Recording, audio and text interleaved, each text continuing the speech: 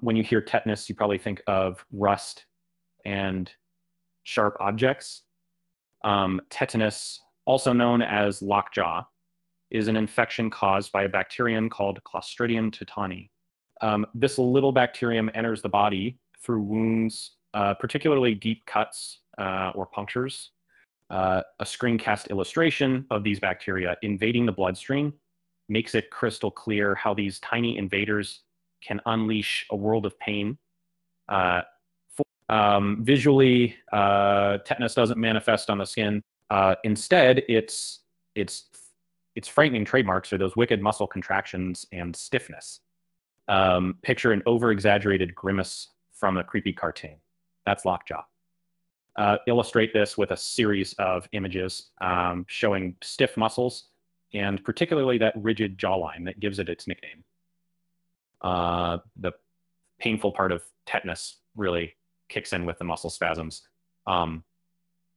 During severe cases, these spasms can be so powerful, they might even cause fractures. Yes, you heard it right. Your muscles can spasm hard enough to break bones. Pro tip, keep an image of an x-ray showing these fractures handy to impactfully highlight this severe symptom.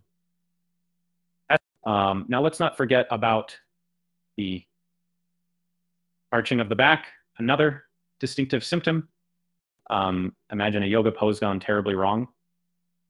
A person with tetanus might involuntarily arch their back in a severe spasm, making it the kind of contortion you'd rather witness from an internet dance challenge rather than a medical condition. A touch of realism. About 1 in 10 cases of tetanus are fatal. If untreated, what makes this even scarier is how easily avoidable it is. A quick look at this statistic can leave an impact. Ensure to overlay images with data numbers while explaining the gravity of untreated tetanus. How do you know you're in trouble? Early warning signs include fever and sweating. It's like your body launches into a fight or flight mode without any visible danger. Layer some images of someone sweating profusely while shivering to give viewers a raw sense of these symptoms. We've all stepped on something sketchy and cringed thinking about tetanus. But the truth is it's less about rust and more about dirty environments. Consider showing images of dirty tools, gardening equipment, and places where the bacterium thrives to debunk this rust myth once and for all. Preventative shots are our safeguard. The tetanus vaccine is your armor against this invisible enemy. The